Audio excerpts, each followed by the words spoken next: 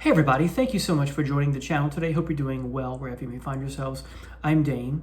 Today is my 11th episode in my little mini series called Back to Back, the greatest album pairs of all time. I'm very excited about this one. And before we get into today's band, I will tell you we're going back across the pond to the United Kingdom because they're from Britain and they're not a progressive rock band. But let me go into yet again the qualifications for meeting what it means to be the greatest album pairs of all time, in case you're new to this channel or in case you're new to this series, this mini series, if you will. There are going to be 21 episodes now instead of 20. I'd like to do 25, but definitely 21. I found another one I have to talk about. That one will probably be last. All right, so here are the qualifications again.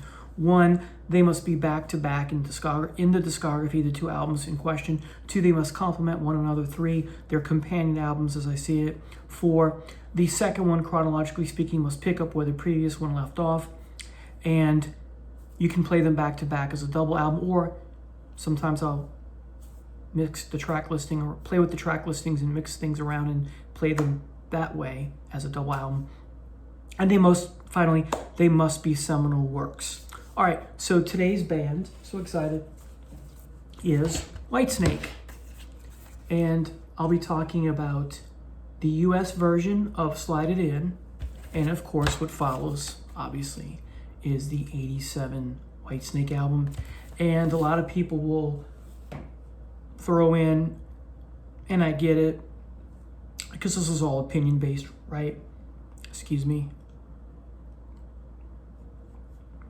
Some people will argue these two are not pairs at all because this one is very bluesy in tone, while this one is very hair metal, like you would be correct. However, it's really the UK version of this that is the more bluesy. This still has that bluesy feel to it in spots, but it does pick up some hair metal stuff at times. So it's a transition. This is a nice transition from this to this, and so I'm counting this as a pair because there's so many songs on here, maybe half of them rather, that would belong on here and vice versa. So to me, this makes a great pair. Again, just my opinion. So let's start with Slide It In. The first song on this version, this is the 35th anniversary edition. This gives you both versions. It gives you the US and the United Kingdom mix. I love both of them, but I prefer the United States version. That's only because that's the first thing I heard, so it's part of my DNA.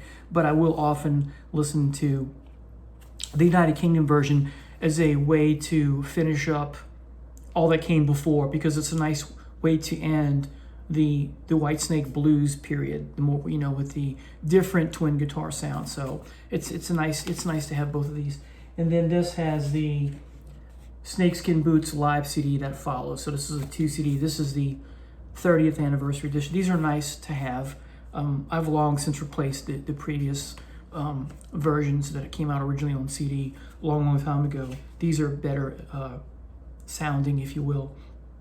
So because it's the US version and this is a remix, the track listing is a little different from the original vinyl pressing. So anyway, this version opens up with a Gambler, Slide It In does, and of course the song lyrics is about a card game, but it's actually, the card game itself is actually a metaphor for dealing with relationship woes and that sort of thing. The keyboard slash dreamy intro is quite nice.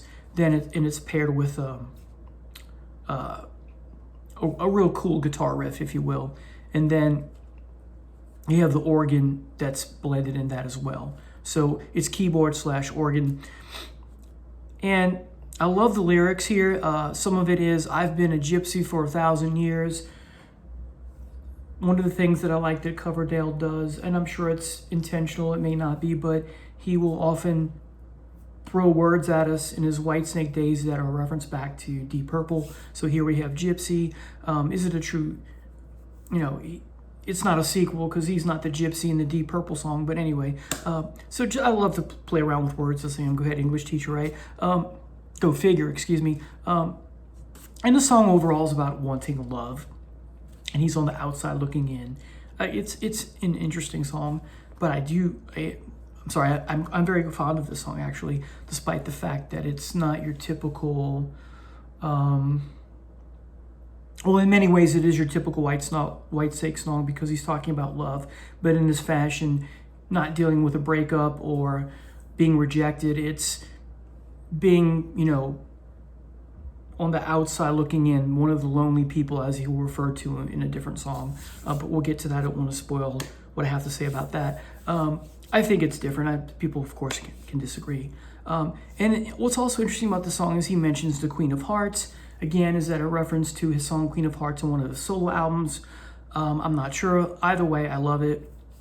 And his own voice as backup is just remarkable. It's back in the mix, and it's a nice way to get a double dose of Coverdale's vocals. Anyway, excuse me. Next, of course, is the title track, Sliding In.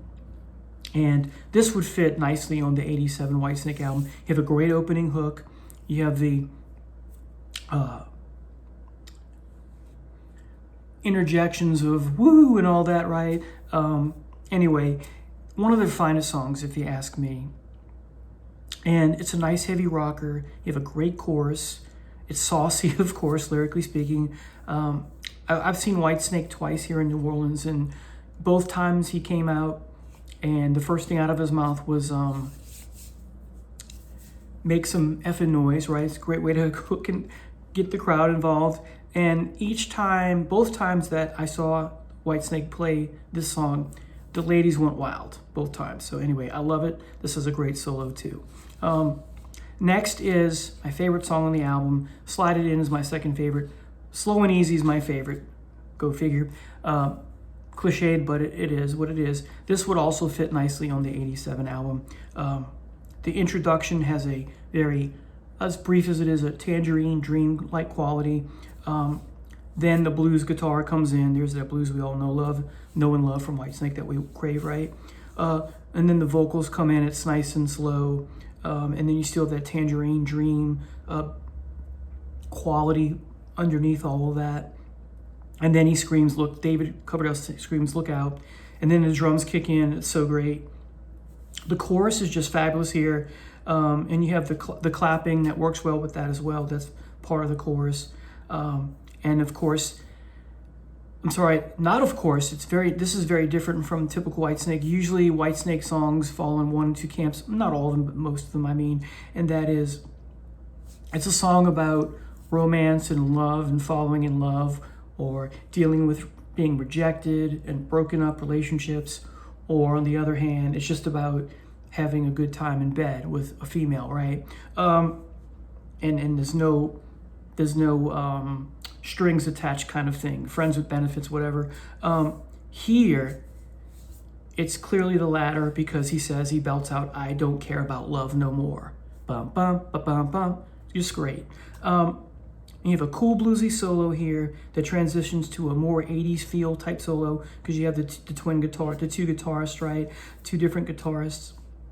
And so this is why partially this album's a nice transition to the 87, but at the same time, it feels a lot like the 87 album because you have the best of both worlds. You have the bluesy stuff that we got from the period before this album came out, and then you have the hair metal-y type shredding style or quasi style, Jimmy Pages, if you will, or just hair metal-y style soloing in the same song. So it's a very nice treat to get that double dose, the best of both worlds, if you will. And then the drums are just great, and they're at the end too, right? So you get Dynamite drums in a Dynamite song. The drums are part of what makes this song so amazing. When I saw them, again, the two times that I saw them live, I was blown away by Tommy Aldridge's drums prowess, if you will. And at the end of the song, you get, it ends with that Tangerine Dreamy soundscape or whatever you want to call it. So it comes full circle. Just a great, great, great song. Yeah, I can't say enough about the song, whether it's the drums, the vocals. It's just perfect. It's one of the most perfect Whitesnake songs of all time. Next is a song I also love that's near and dear to my heart, and that is Love Ain't No Stranger. This would also fit nicely in on 87 as one of the many there's a couple ballads on that album. The album wouldn't skip a beat with this song. It would fit in nicely, as I said. It's moody, it's sad, it's just back and forth between light and shade a couple times. You have this acoustic guitar that's really nice, but so is the heavier side when things get going later on the album. The song, that electric guitar, all around one of the band's career highlights, if you ask me. Then you get Give Me More Time. Bluesy pop song, least favorite off the album. I do like it, but it's not my favorite. It's a good song, but it's just not the band at their best. The chorus is good. That's the best part of the song. Next is Standing in the Shadow. I think this is a bit underrated. This would also fit nicely on the 87 album. I just love this song. This is the Whitesnake version, if you will, of the Beatles' Eleanor Rigby, in the sense that story-wise, you're dealing with the lonely people. Coverdale sings something very similar in Eleanor Rigby. He says something about, where do all the lonely people go? Where are they? In the same fashion, he mentions something similar, as I said, in Gambler. Being on the outside looking in. So it's that style of story, if you will. And Coverdale's delivery is just phenomenal. He's still in his prime here, of course. This in the 87 album. I have to play the song every time I play the album. I never skip Standing in the Shadow. I played it 3 times this morning, so anyway, it's that good. You have some cool background vocals. You have a great guitar solo. It's just a great song. All right, next is Hungry for Love. This song makes me wonder, if Bonham were still alive, that is the drummer John Bonham from Led Zeppelin, is this how Led Zeppelin would have become with respect to their sound? With respect to this album and the one that follows, I often ask myself, and I think that Robert Plant, and I, not based on anything he said directly, but hinted at or intonated at way back in the days when David Coverdale did his album with Jimmy Page. I remember reading an article, Plant, and I love Robert Plant to death, but Robert Plant seemed to be cheesed off by the direction Whitesnake was going in these 2 albums. And I think I did not read there's a new version, or not new, but it was new at one time. I read the original version of Hammer of the Gods by Mark Davis, the Led Zeppelin book, and later on they reissued it with a bonus chapter, and in that chapter, so I've heard, Plant talks about bands that he doesn't like because they're poor imitators of Led Zeppelin, if you will. This is way before Greta Van Fleet, and I think he hints at Whitesnake, or he mentions Whitesnake. He may have mentioned Zebra. Don't quote me on that, but I think that's what a friend of mine told me, and this is a conversation from more than 10 years ago, 15 years ago. But anyway, this song makes me think of Led Zeppelin, as do many of the songs here, but I like it. All right, so Hungry for Love, I like the song. It's essentially a hard pop / hard rock song. It's a hard pop song, if that's a thing. It's essentially a rock song, but it has some pop qualities to it. Next is a song I also love. I never skip this one, All or Nothing. I have an exclamation point next to the words. That's how much I love the song. This would also fit nicely on 87. It's a great song. This is the 3rd best song after Slow and Easy in the title track, in my estimation. I love Coverdale's confident lyrics as he's speaking to the lady in question, right? And there's some wonderful Deep Purple-like synths here that are paired nicely with the guitar. It's just fabulous. Love it. And then the next song, it's okay. It's not anything to rave about. This song is the inverse of a Kiss song. And what do I mean by that? If we go back to what I call Kiss's The White Album, you know what I'm talking about. The album where they took off their makeup. Vinnie Vincent's on the cover with his purple vest. It's a white background, right? All 4 of them. It's the album after Creatures of the Night. And the title track is, of course, the name of the album, which I won't say. The initials are LIU. Sometimes I'll say it, sometimes I won't. It's very cheesy lyrics. It's very saucy and vulgar. This song is called Spit It Out, so that's what I mean by it's the inverse or reverse of LIU. I often skip this song. So this is Whitesnake's Kiss song, but the lyrics are asking you to do the opposite of what Kiss are asking you to do. Anyway, I like it, but I will often skip it. It's just, most of the time listening to this is just too cheesy. You don't need to hear this. Sometimes I'll just play it. And then finally we get Guilty of Love. I like this song. It's okay, but I skip it sometimes. All right, now we're gonna talk about Whitesnake, 87. Okay, oops. All right, so it begins with the best song on the album, Still of the Night. You have a 1-2-3 punch, opening guitar, vocals, and riff that are just great. 1, 2, 3, right? You have some great phrasing, if not his best phrasing from Coverdale. I love the Over Here Baby, right? Great confident vocals once again.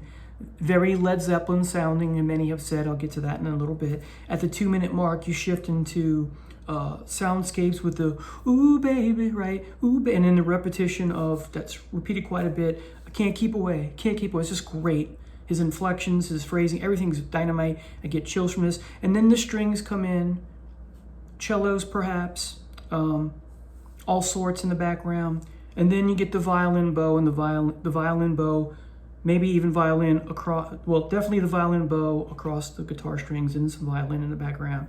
Very Jimmy Page, Alex Lifeson-y, right? I love it. Does it sound like Zeppelin? Don't care, I love it. That's all that matters. Sometimes imitation is the highest form of flattery. All right. And then after that piece with the guitar solo, you get some synths, and then you get to Get Over Here Baby again, then some more guitar, then the chorus returns with some really great drums that are very akin to Slow and Easy, but briefer in the spurts. You know, it's repeated 3 or 4 times. Very similar to that. And then I love the I'll be sniffing around your door, or I'll be sneaking around your door, and then you get to fade out. It's just, what a great song. Then the album is a 1-2 punch, because you get Still of the Night, and then you get Bad Boys. Just the thought came into my head, maybe I'll mention it later. This is I would argue, almost a thrash metal intro, the way the riffs come in. Almost, I like it. And then you get the cheesy ow, ow, ow, like a wolf. I could do without that now. As a kid, I loved it, but now I don't eat it up like I used to. I could pass on that. And of course, you get some cliched song titles, but rock and roll is known to be cliched at times. At least it's not rhyming fire with desire, but he does say, Coverdale says, I'll steal around like a thief in the night, so it's okay. But you have some of the best screaming guitar in the background. It's quite cool. This is one of the band's best guitar solos of all time. And David Coverdale here on this song, in the whole album really, and a little bit on the previous album, is trying to fit in with the rest of the bands in this era, the hair metal age, right? But I would argue that these 2 albums are much better than so much of the hair metal that you find in the 80s. I can't stand Poison, but that's a talk for another day. So anyway, I love Bad Boys. Next is a fun song. They played this live when I saw them both times. This would fit on Slide It In. See how that plays back and forth, right? It's a ballad / rocker. You have a great chorus. It's one of the highlights of that. It's one of the highlights of the album, I think. As I said, I think it would fit nicely on Slide It In. Anyway, and I'm very fond of this song. This is a song you can sing along to, and that's what makes it really cool in many ways. Next is Looking for Love. I think this is an underrated song. The opening reminds me of his 2 solo albums, Whitesnake and North Winds. The phrasing and the delivery, the soft stylings of his vocals here. I love it when he sings in this vein, in this more soft, slow, and bluesy style. I never skip this song. This is a monster ballad, as we would call it, although I hate that expression. The song did not get enough attention. I don't know why it didn't get enough. It did not get attention that it should have, but that's just my opinion. And of course, it gets heavier about halfway through, but it still works, the transition. So it's one of those slow build-up songs. It goes from the soft-spoken, stylings you get on his first two solo albums, and then it gets heavy, as you expect Whitesnake to be in this period. So, but it works. You get a great heavy solo at the end, which is just fabulous. So again, a slow build-up song. This song, rather, in many ways, is a microcosm of these two albums, because it's dealing with the light and shade, the bluesy on one hand, the pop sensibilities, and then the heavy side of the band. I just love it. This is a permanent example of what Whitesnake is all about. And hence it's underrated, and it's a shame. Next is the fabulous Crying in the Rain. It's the second best song on the album after Still of the Night, in my opinion. At one point, or a couple points, Coverdale uses the word mistreated. He says, I'm mistreated and keep coming back for more. Wonder if he's, is that part of his Deep Purple DNA here thing? Is this a sequel to Mistreated? Probably not, but it just makes me think of it. That's all I'm saying. At the halfway point, you get an amazing guitar solo, as you expect, on a lot of these tracks at the halfway point, and the previous album as well. And you get some kick-ass drums paired with this guitar solo, just kind of slightly underneath the mix. They're superb. The synths come in after that and add to the flavor and texture of the song with the kick-ass drums and the guitar. Just great. The chorus is fantastic. And I just love the way how David Coverdale belts Raining, and he stretches it for a bit in, well, he says the phrase "raining in my heart," but the way he just stretched, when he sings "raining in my heart," the way he stretches the word "raining" at that high wail is just fabulous. This song, if you ask me, is a masterpiece. And then we come to "Is This Love?" It's a great love song, but I often skip it because it's for me, personally, it's been overplayed. Next is "Straight for the Heart." A little too upbeat and bubbly for me. It's the only song on the album I don't like. I will more often than not skip this when I play this album straight through. Next is, Don't Turn Away. This is a moody, soft-paced song. It's reminiscent of his solo work, again, North Winds and Whitesnake, those two solo albums. That soft-spoken, beautiful, calm voice that he has, right? He's got a great range. You have a nice guitar solo that is both soft and heavy. So again, kind of back to that microcosm that the band is doing with the light and shade. Just love it. This is a very emotional and moving song. I love it. Don't Turn Away. I didn't write it here, but I should have. This is a very underrated song, if you ask me. Next is one of the highlights of the album, Children of the Night. The opening riff is fabulous. It's very similar to what we've heard before on the album in some ways, but it's very good. I still like it. I love the chorus, the phrasing, and the lyrics. And of course, part of the lyrics are you ready to rock? Are you ready to roll? Children of the Night. Overall, it's a good song, if not a great song. Then we come to Here I Go Again. Compared to Is This Love, I can still listen to this one every time almost, because I can sing along to it. I can relate to it. I rarely skip this one. I so relate to the song. I can relate to some of my younger days. It's moving. It's relatable, as I said. And as I said again, you can sing along. And any song you can sing along, it's a keeper most of the time. This song is just fabulous. And of course, it's a remake from an earlier song, I think that was on Saints and Sinners. There's a couple remakes here, if I'm not mistaken. And finally, the album ends with You're Gonna Break My Heart Again. Is this a sequel to Don't Break My Heart Again from Come and Get It? Who knows, but I think he's playing with those mindsets with us, those phrases and words from the past, right? This is not as good as Don't Break My Heart Again on Come and Get It, but I do like it. It's a good song, not great. I would have switched this song with Here I Go Again. I would have put this second to last and put Here I Go Again last. I think the album would have ended better, if you will, and I'm big on that. Anyway, the guitar solo is the best part of You're Gonna Break My Heart Again. Go figure. So there we have it, everybody. I really believe in my heart of hearts that these are a pair, despite the fact that many will disagree. So, one of my favorite bands of all time. Have a great day. Take care now. Bye.